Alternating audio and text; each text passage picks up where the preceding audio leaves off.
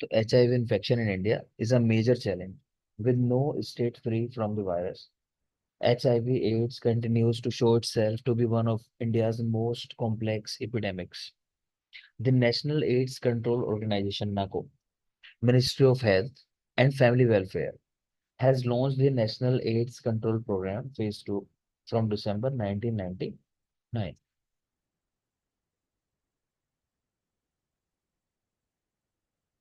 ठीक है, इसके बारे में नीचे लिखा है, अभी देखेंगे, नहीं देखते हैं लास्ट में क्या लिखा हुआ है।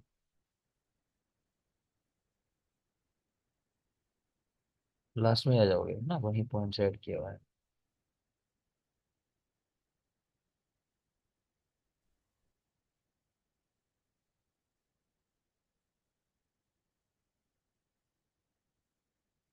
तो नेशनल एड्स कंट्रोल प्रोग्राम, यहाँ डेटा है इसका सही कि 1987 में ये प्रोग्राम लॉन्च हुआ था।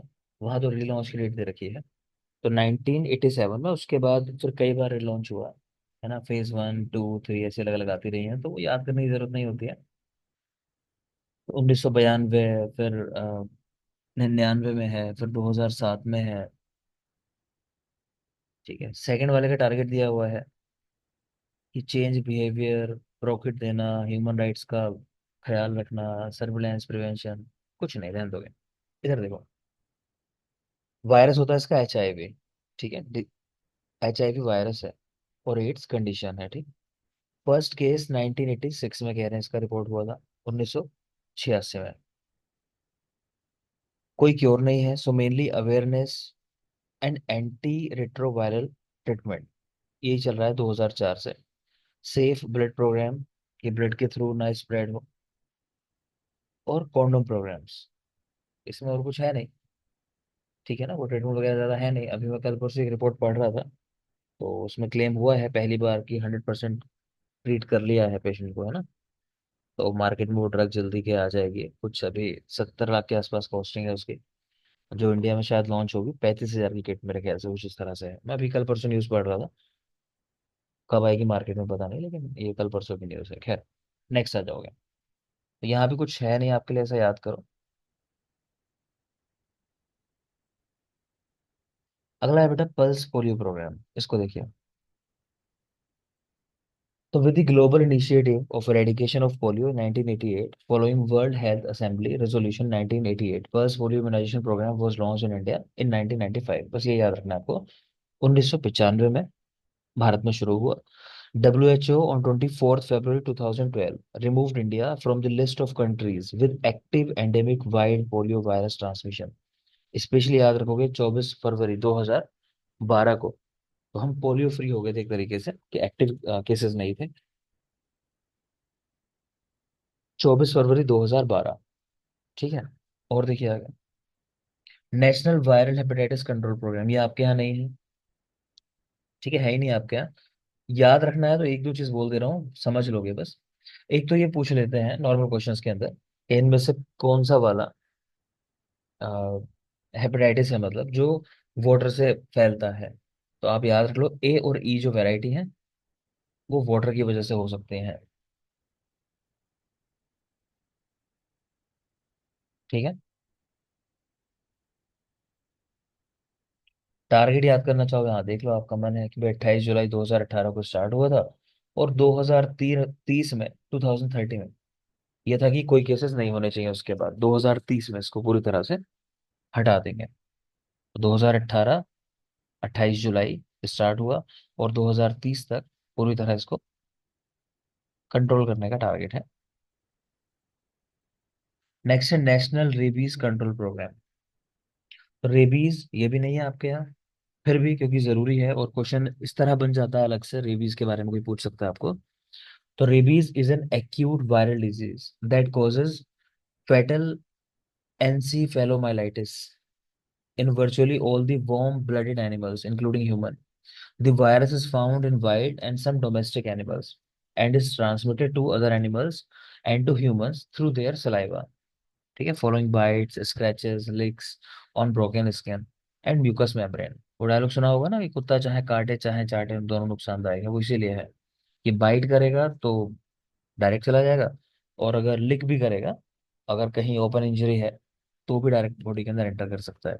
इसमें एक दो बातें जरूरी होती हैं जो आपको पता होनी चाहिए रेबीज के बारे में, कि आयुर्वेद में इसको अलर्क विष के साथ हम लोग रिलेट करते हैं, अलर्क विष।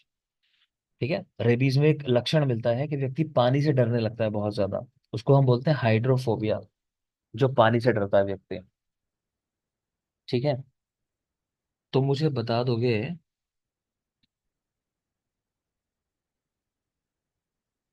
सुखप्रीत, सुखप्रीत,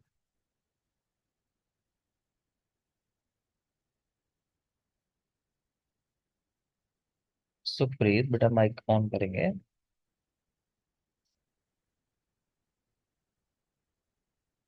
नहीं सुन पा रहे, सोनल, सोनल किस ग्रह में मिलता है लक्षण ये? बच्चों के ग्रह रोग पढ़ा है मैंने आपको। सर स्टॉप कर रहे हैं। शुभ ग्रह, शव ग्रह नहीं, शुभ ग्रह नाम है उसका, है ना? तो वही। ठीक है, ठीक है, तो वहां आपने देखा होगा हाइड्रोफोबिया, जल त्रांस उसको कहा जाता है। इसका प्रथम उल्लेख जो है आचार्य सुश्रुत ने किया है। सारी बातें आपको बताई होंगी, याद नहीं है वो अलग बात होगी। ठीक है, याद रखेंगे वो सारी बातें। दूसरा, किस वायरस की वजह से होता है? वायरस का नाम कोई बोल दो। सर रेप्टो लाइजा वायरस। वायरस। रेप्टो वायरस। रेप्टो रब्दो वायरस। यारिसा। ठीक है, तो लाइसा और लाइजा रेप्डो वायरस वायरस। लिख लोगे, लाइसा और रेप्डो वायरस, जिसकी वजह से होता है। इस पे सवाल पूछा जाता है। ठीक है, और एक सवाल ये कि कौन सा कॉम्प्लिकेशन है रेबीज का या अलर्ट विश का, जिसके होने के बाद व्यक्ति को बचाना अब मुश्किल है, ट्रीटमेंट करना मुश्किल है, तो वो यही है, हाइड्रोफोबिया। ऐसा ही सवाल एक जगह और पूछा जाता है कि इस डिजीज में अगर ये कॉम्प्लिकेशन हो जाए अकेला, तो फिर बड़ा मुश्किल है ठीक करना, तो वो भी आप लिख सकते हो साइड में अपने इन्फॉर्मेशन के लिए। तो लिख लोगे वात रक्त मोह है। मोह, करेक्ट। वात रक्त, इसको हम गाउटी आर्थराइटिस कहते हैं, उसमें अगर मोह हो जाए किसी को, मोह, ठीक है, तो वो भी असाध्य हो जाता है। किसी को समझ ना आ रहा हो तो मुझसे पूछ लिया करो, है ना? ऐसा नहीं है कि हम लिख नहीं पाए, बाद में पूछते रहते हो मुझे आप लोग, कई लोग। यही पूछ लिया करो, घबराने की क्या जरूरत है।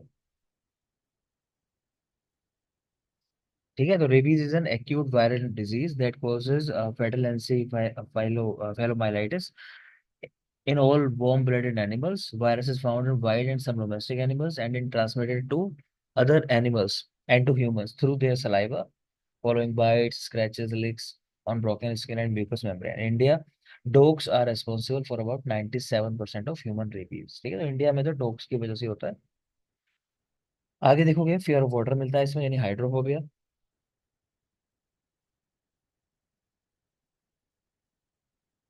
ऑब्जेक्टिव वगैरह लिखे हुए प्रोग्राम के, हम जाएंगे नहीं उस पर क्योंकि हमारे यहाँ तो ये भी नहीं है। चलिए एक बार लास्ट में आ जाओ, पहले पोलियो के बारे में थोड़े कुछ जरूरी पॉइंट होंगे एक दो, उनको देख लेते हैं। लास्ट में आ जाओगे पीडीएफ में।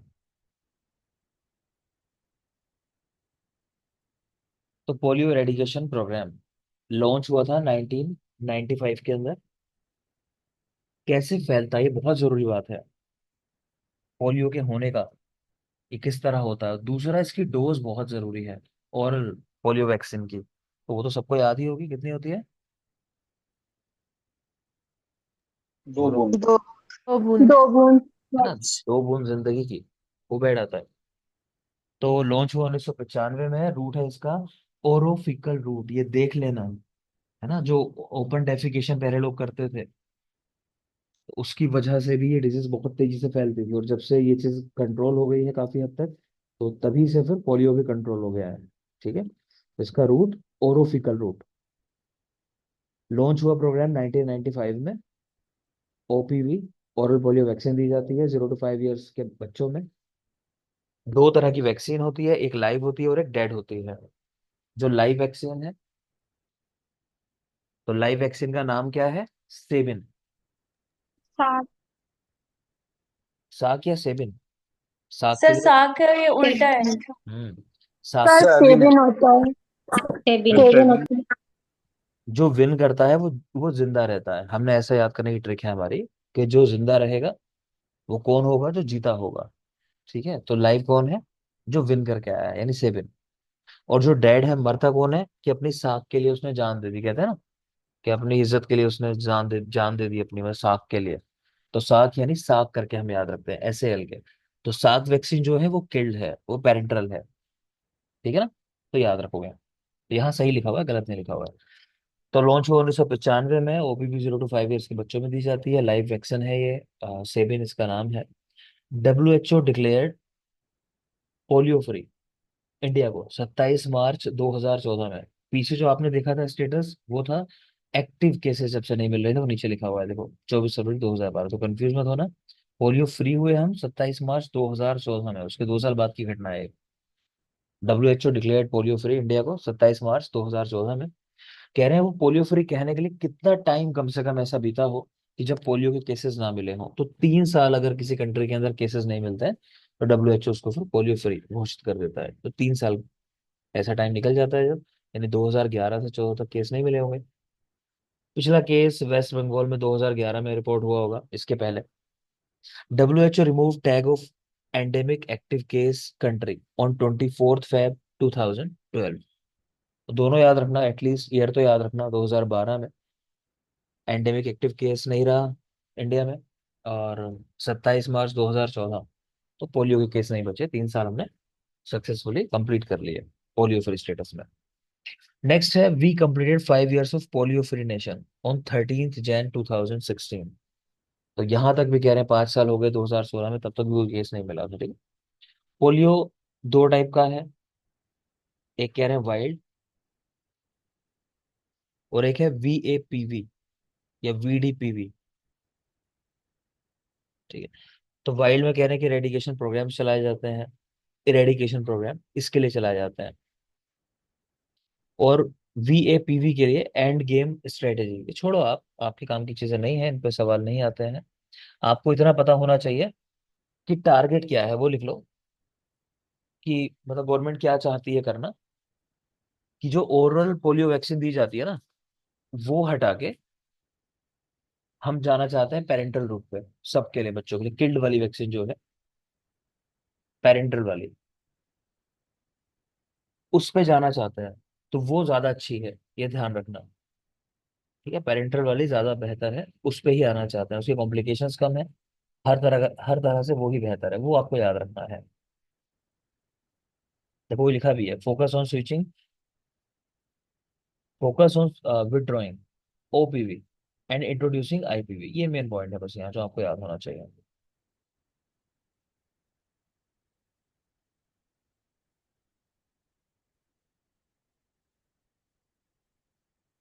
शेड्यूल वगैरह इसका याद ही है आपको, तो वो देखना नहीं है। यहाँ देख लो फिर हेपेटाइटिस के लिए कुछ लिखा हुआ है, अगर देखना चाहो तो। ये प्रोग्राम जो है 2018 में लॉन्च हुआ था। हेपेटाइटिस सी को ही काला पीलिया भी कहते हैं। कई लोग काला पीलिया करके बोलते हैं ना, काला पीलिया हुआ उसको, तो हेपेटाइटिस सी होता है वो। हेपेटाइटिस A और E, तो वो कंटामिनेटेड वाटर और फूड से फैलते हैं, तो वो भी देख लेना। रेबीज, तो 12th 5 ईयर प्रोग्राम, जो भारत के पहले 5 ईयर प्रोग्राम आते थे ना, आजकल तो 1 ईयर 2 ईयर भी आने लगे हैं। पहले 5 साल के लिए योजना बनाई जाती थी, तो उसी में तय होता था कि हम क्या करने वाले हैं आने वाले सालों में, है ना। गवर्नमेंट बताती थी, जैसे बजट आता है, इस तरह से चीजें होती थी कि भाई 5 साल में अगले हम क्या क्या करेंगे। तो वहां पे कह रहे हैं कि वहां पे इसको इंक्लूड किया गया था, रेबीज कंट्रोल प्रोग्राम को। एंटी रेबीज वैक्सीन होती है, एक ARV नाम है उसका। तो यहाँ देख लोगे, एक जरूरी बात लिखी है, ये प्री एक्सपोजर भी देते हैं, पोस्ट एक्सपोजर भी देते हैं, है ना। तो प्री एक्सपोजर की मतलब बाइट नहीं हुआ, लेकिन आपको लगता है कि आप मान लो वेटनरी के डॉक्टर हो, आप ऐसी जगह काम करते हो जहाँ पे बाइट होने की संभावना है, तो आपको पहले ही ले लेना है इस वैक्सीनेशन को। तो कब कब लेना है ये? 0 डे, 7 डे, 28 डे। 3 डोज हैं इसकी, 0, 7, 28। ठीक है। तो 0.1 ml इंटरडर्मल दिया जाता है। If still dog bite occurs, सोचो किसी ने ले रखी है वैक्सीनेशन, प्री एक्सपोजर 0, 7, 28 डेज वाली, कह रहे हैं लेकिन अभी भी उसको अब हो गया डॉग बाइट, तो क्या करना है, अब उसको दो ही वैक्सीन लेनी है, 0 और 3 डे वाली। ठीक है, 0 डे मतलब सेम डे, कि आज बाइट हुआ आज ही ले ली। तो 0 डे और 3 डे, ये दो लेंगे। दूसरी कंडीशन है पोस्ट एक्सपोजर। तो आपके लिए दो अलग अलग रेजिम लिखी हुई है, इतना कंफ्यूज नहीं होना है। ये वाली सिंपल याद रख लो, 0, 3, 7, 14। इन डेज पे दी जाती है, कह रहे हैं 4 डोजेस, 0, 3, 7, 14 डेज पे। ये इंट्रामस्कुलर है, 1 ml इंट्रामस्कुलर। जैसे हम ID की बात कर रहे हैं ना, इंट्रामस्कुलर, ये इंट्रामस्कुलर है। और सामने दिए थायरेजिम करके है, तो उसमें 3 डोजेस है, 037 इंटरडर्मल देना है, वही 0.1 ml, है ना। 2 साइट है अलग अलग जहाँ पे देना है, एक जगह ही नहीं देना कह रहे हैं। तो टोटल 0.2 ml देना है, इसका मतलब 0.1 ml एक जगह, 0.1 ml दूसरी जगह, तो इस तरह 0.2 ml टोटल डोज देनी है। ठीक है, तो याद क्या रखना है, मैं एक बार फिर बोल दे रहा हूँ आपको। तो बेटा प्री एक्सपोजर होती है, पोस्ट एक्सपोजर होती है। एक बात, प्री एक्सपोजर 0, 7 और 28 डेज, 0, 7, 28 डेज के ऊपर। ठीक है, डोज है 0.1 ml इंटरडर्मल, 0.1 ml इंटरडर्मल, इतना याद रखोगे। ठीक है, दूसरा पोस्ट एक्सपोजर में यही वाली याद रखो आप, 2 साइड वाली, तो 037। ठीक है, अब इसमें बहुत सारे कंफ्यूजन है, आप हॉस्पिटल्स में जाओगे तो कई लोग क्या करते हैं, इसमें 4 डोज का भी फॉलो करते हैं, 0, 3, 7, 14 वाला वो फॉलो करते हैं, कई लोग 0, 3, 7 वाला ही फॉलो करते हैं। ठीक है ना, तो उससे कंफ्यूज नहीं होगी कि हमने तो ऐसा देखा है, तो लोग दोनों को मिक्स कर देते हैं। देखा जाए तो ये वाला उठा लिया 0, 3, 7 और 14 डेज वाला, और इधर डोज दे दी है 2 डिवाइडेड डोजेज, 0.1 ml 0.1 ml की दोनों तरफ इंटरडर्मल। वापस आ जाएंगे। Excuse me sir, sir 5 doses होती है ना इसकी तो वैसे तो। बेटा बताया ना कि लोग इसको अलग अलग थोड़ा अपने हिसाब से फॉलो जी करते जी। हैं, 0, 3, 7, 14, 28 ये भी लगाते हैं, है ना। लेकिन आजकल 28 वाला जो है वो लोग यहाँ से ले लेते हैं, देखो ये प्री एक्सपोजर में 28 जो है।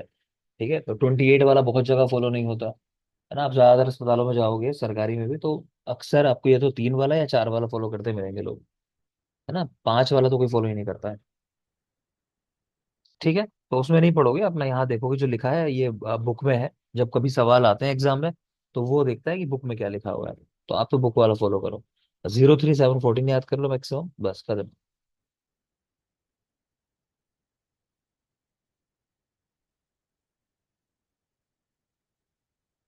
आगे चलता है।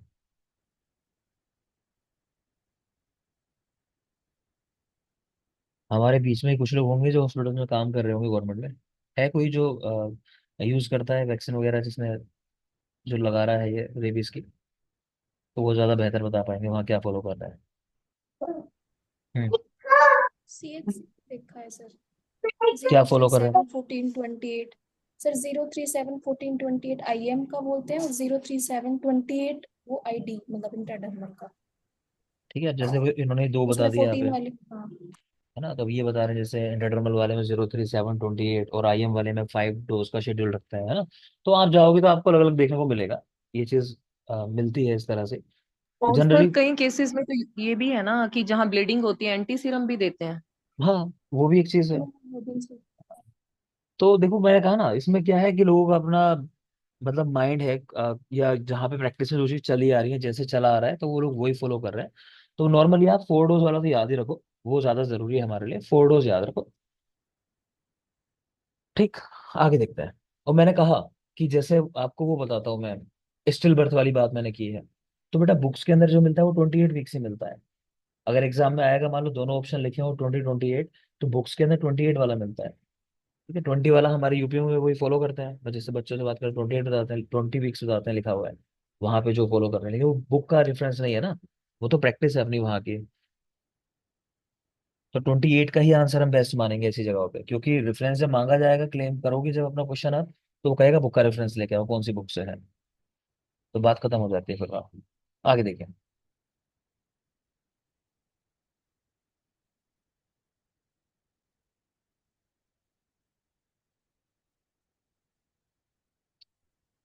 देखोगे बेटा, अगले प्रोग्राम थोड़ा जरूरी है, उनकी थ्योरी जरूरी है, मतलब आपको बेसिक आइडिया होना चाहिए।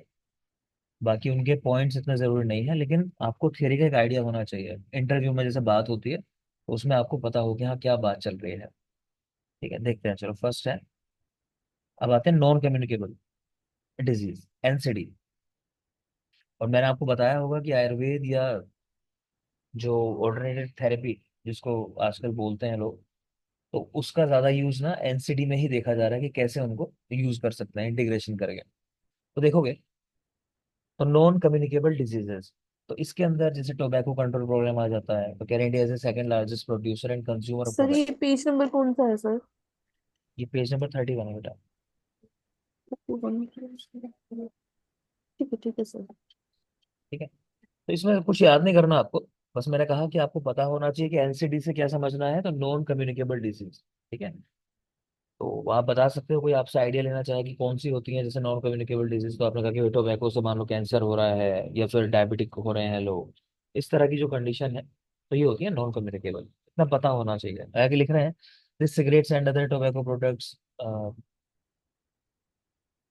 other tobacco products, prohibition of advertisement and regulation of trade and commerce, production supply and distribution act 2003 इनमें 2003। अच्छा ठीक है, तो ये कह रहे हैं कि cigarette and other tobacco products जो है कि वो उनकी ट्रेड करना, उनके नाम से उनको बेचना, वो सब रुका हुआ है कब से, 2003 से। देखते होगे ना टीवी में ऐड भी आता है, वो तो ये अजय देवगन और कौन कौन हीरो है वो ऐड करते हैं, काफी कहा जाता है उन्हें।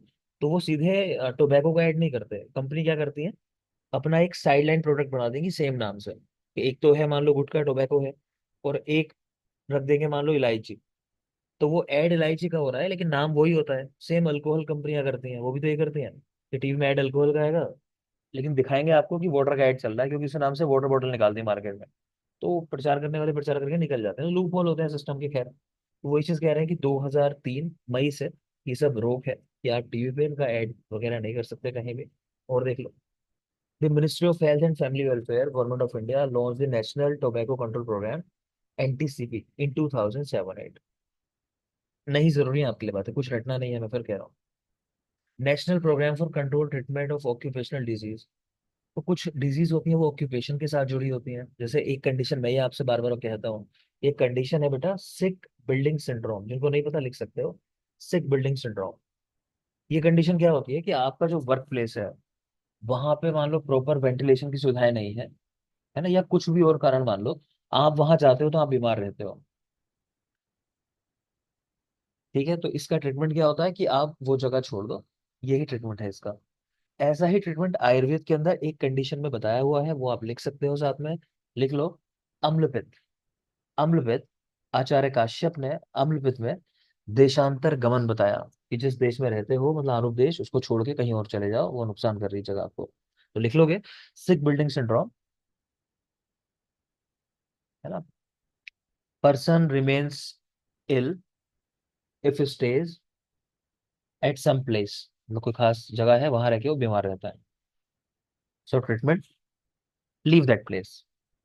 और आयुर्वेद में भी ऐसा अम्लपित रोग है जहां पर देशांतर गमन बताया गया है, अम्लपित रोग में देशांतर गमन, आचार्य काश्यप। तो याद रखोगे, आपको पता होनी चाहिए बातें। तो देखते हैं यहाँ खैर क्या लिख रहे हैं। Occupational health was one of the components of the National Health Policy 1983 and also included National Health Policy 2002. But very little attention has been paid to mitigate the effect of occupational disease through proper program.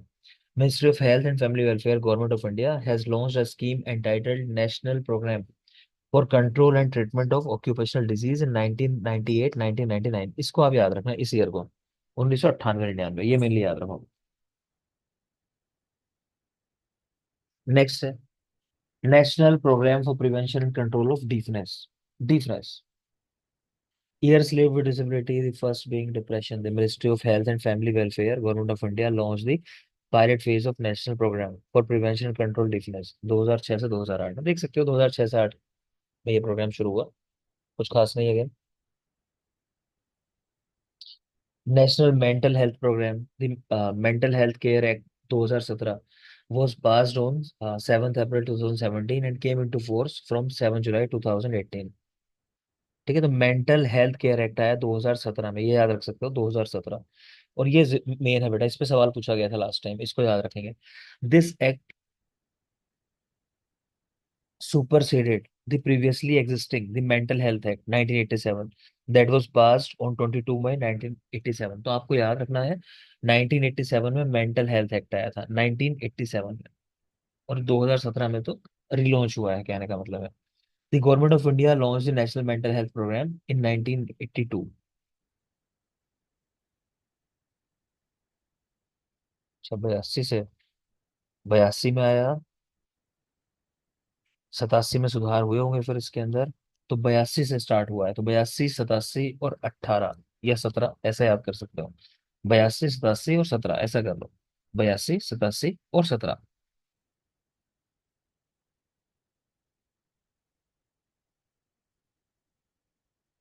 ठीक है, ये act है, याद रखना, 87 वाला mental health act है वो। 87 act पूछ रहा है, प्रोग्राम पूछ रहा है, प्रोग्राम 82 का है और एक्ट 87 का है।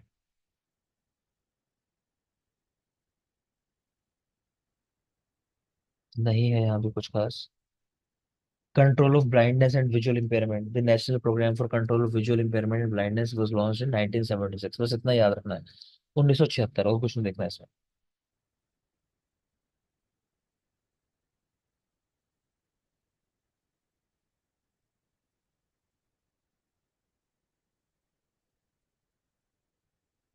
ये भी देख लोगे जरा, क्योंकि ये भी थोड़ा फोकस आजकल चल रहा है, ये जेरिएट्रिक हेल्थ के ऊपर काफी बात चल रही है इसके बारे में।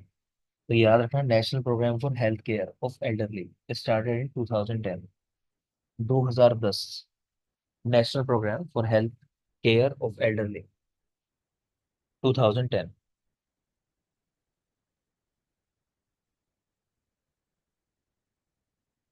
आईईसी की फुल फॉर्म पता होनी चाहिए, क्या होती है? Information education and communication cell होती है।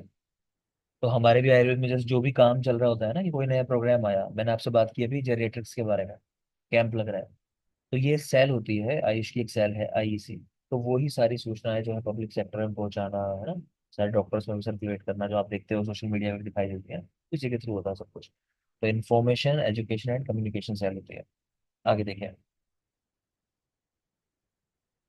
बर्न इंजरीज है ही नहीं आपके यहाँ, रूल ऑफ 9 जानते होगे, तो याद रखना, बस रूल ऑफ 9 लगाया जाता है बर्न इंजरीज को देखने के लिए। ठीक है, इसको वॉलेस लॉ भी कहते हैं, वॉलेस, रूल ऑफ वॉलेस या Wallace law. National oral health programme नहीं है, अगेन ये भी आपके यहाँ 2014-15 में स्टार्ट हुआ है, तो देखना चाहो तो।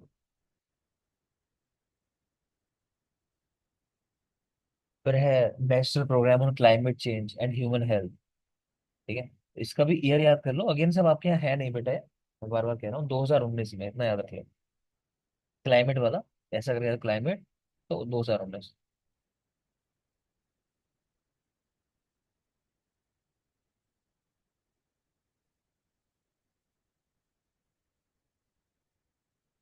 ये देखेंगे, यहाँ से थोड़ा जरूरी है, हेल्थ सिस्टम स्ट्रेंथनिंग प्रोग्राम्स, है ना, ये करंट में जो चीजें चल रही हैं उसके बारे में बातें आएंगी यहाँ।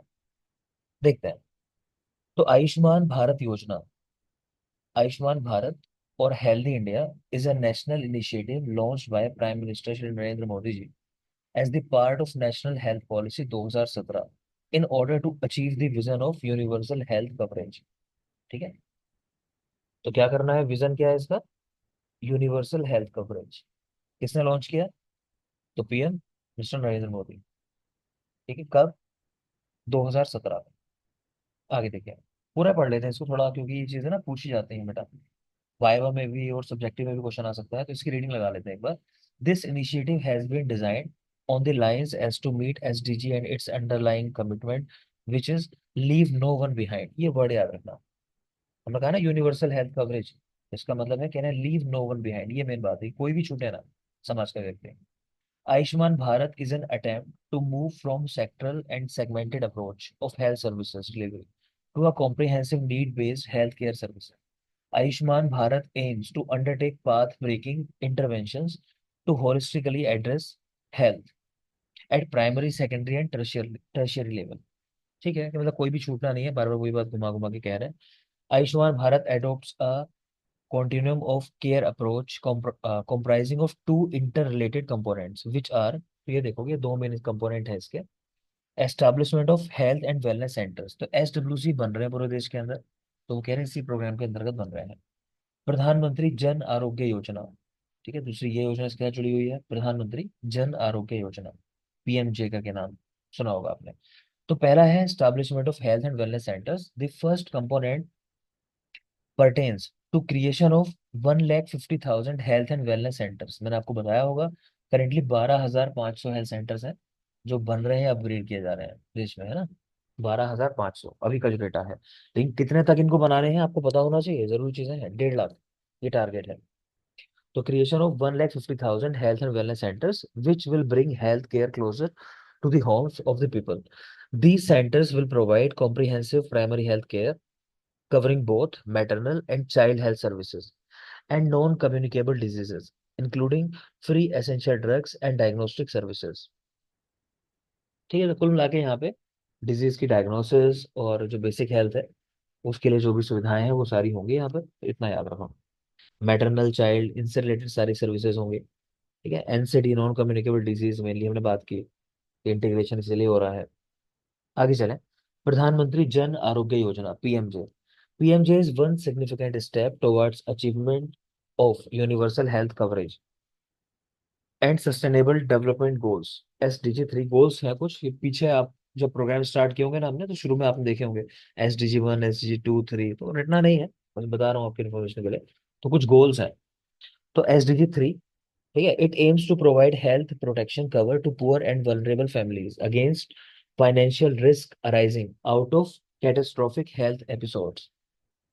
ठीक है, प्रधानमंत्री जन आरोग्य योजना विल प्रोवाइड फाइनेंशियल प्रोटेक्शन, स्वास्थ्य सुरक्षा to 10.74 crore poor deprived rural families and identified occupational categories of urban workers families as per the latest socioeconomic caste census data। Approximately इसके 50 करोड़ बेनिफिशियरी होने वाले हैं। तो कैसे याद रखना है, यहाँ देख रहे हो लगभग 10 से 11 करोड़ के लगभग लोग हैं, ठीक है ना, जिनको इसमें फाइनेंशियल प्रोटेक्शन देना है, मतलब फैमिलीज को। तो 10 करोड़ लोग हैं, और ऐसे सोचो आपकी 10 करोड़ लोग हैं, उनकी फैमिली में 4 लोग होंगे, मान लो ये 5 लोग होंगे, तो पूरी फैमिली कवर हो जाएगी। ठीक है, 10 करोड़ और 5 लोग होंगे एक फैमिली के अंदर, तो लगभग 50 करोड़ इसके बेनिफिशियरी। समझ गए ना बात को? तो ये दोनों बातें याद रखनी है, इस पे क्वेश्चन आ चुका है कि लगभग कितने बेनिफिशियरी हैं इसके। तो बेनिफिशियरी कितने हैं, टोटल जो डेटा है वो हो जाएगा लगभग 50 करोड़ लोग जिनको बेनिफिट मिलेगा।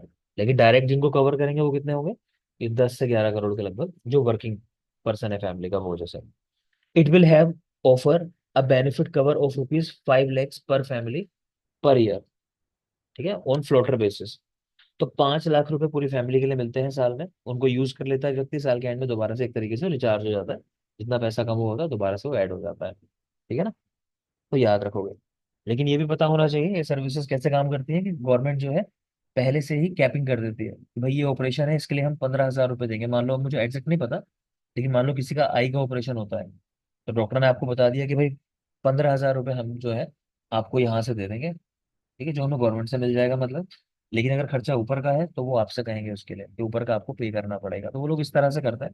होना ये चाहिए वैसे कि इतने में ही सब कुछ पूरा कवर होना चाहिए, लेकिन चीजें इस तरह से होती हैं। ठीक है, उतना कवर गवर्नमेंट से मिलेगा जितना कैपिंग है। सर ये आयुष्मान कार्ड ही है क्या? हाँ वही है, उसी के अंतर्गत ही है एक चीज में, है ना, उसी योजना में कार्ड जो मिल रहा है। ठीक है, अब तो इसको बढ़ा रहे हैं अभी, मेरे ख्याल से नोटिस तो आया नहीं है, 10 लाख करने का चल रहा है ना, 10 लाख कर रहे हैं, 5 लाख से बढ़ा के सुना है। देखो आगे।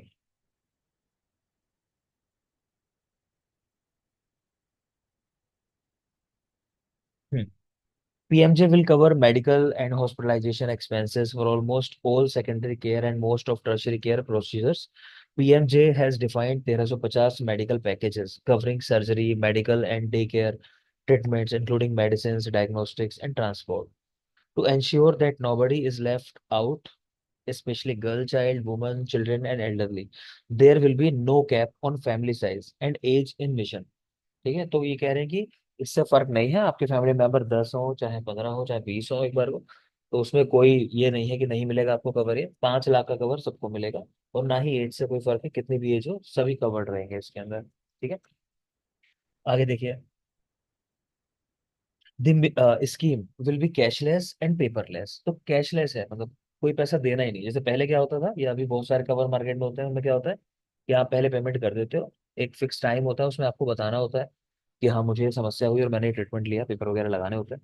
उसके बाद आपको पैसा जो है थोड़ा वेरीफाई होने के बाद मिल जाता है। लेकिन यहाँ क्या है कि कैश आपके पास है या नहीं है ना, कैश नहीं देना आपको, मतलब आपके कार्ड से ही ऑटोमेटिकली वो डिडक्ट हो जाएगा। ठीक है ना, the scheme will be cashless and paperless. At public hospitals and empaneled private hospitals, the beneficiaries will not be required to pay any charges for the hospitalization expenses. The benefit also includes pre and post hospitalization expenses. The scheme is an entitlement based. The beneficiary is decided on the basis of family being figured in SECC database. जो database है मतलब उसके आधार पर तय करते हैं कि लाभ मिलना चाहिए नहीं. When fully implemented, the PMJ will become the world's largest government funded health protection mission. तो पूछा जाए कि पहली बार दुनिया के अंदर पॉपुलेशन कंट्रोल प्रोग्राम कौन सा देश लेके आया, ये सबसे बड़ा गवर्नमेंट इनिशिएटिव कौन सा है, किस देश का है हेल्थ कवर के लिए, तो इंडिया. दोनों का जवाब भारत ही है. ठीक है ना, याद रखना. बेनिफिट्स ऑफ पीएमजे, तो बेनिफिशियरी लेवल दे रखा है, पढ़ लेंगे. ये चीजें अपडेट होती रहती हैं, मगर फिलहाल तो जितना मुझे पता है कि कुछ अपडेशन हुआ नहीं होगा इसके अंदर. तो government provides health insurance cover of up to 5 lakhs per family per year. More than 10.74 crore poor and vulnerable families, approximately 50 crore beneficiaries covered across the country. All families listed in SECC database as per defined criteria will be covered. No cap on family size and age of members. Priority to girl, child, women, and senior citizens. Free treatment available at all public and empaneled private hospitals in times of need.